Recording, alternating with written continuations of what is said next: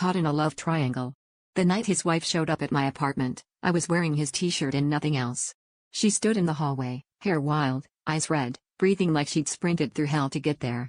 I recognized her from blurry Facebook photos, but reality hit different. She was beautiful, furious, and trembling as she shoved past me without a word and stalked straight into my living room. For a second, we just stared at each other, two women bound by one man's secrets. He arrived 20 minutes later, expecting a quiet night with me, and instead walked into a war zone. The second he opened his mouth, she threw a mug at the wall, and I demanded the truth, right there, no more games.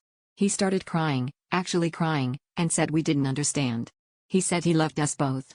He said he'd been waiting for the right moment, building up the courage to invite us into his real life. He told us he was part of a polyamorous cult. Not a group, not a club, a cult, with meetings, rituals, rules, and a leader who called herself Mother Serenity. He wanted us both to join. He said he'd been chosen to bring in partners who could transcend jealousy. We looked at each other, and for a weird moment, I thought maybe we'd both laugh, but instead, she started sobbing, and I felt absolutely numb. I realized I wasn't the only one he'd lied to, not by a long shot.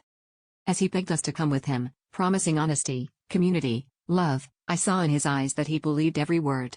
I wanted to scream, but all I could think about was how I'd fallen for someone who'd built a whole religion out of cheating. I was furious at him, but even more furious at myself. I'd ignored every red flag because I'd rather believe a beautiful lie than face the loneliness waiting for me outside his arms.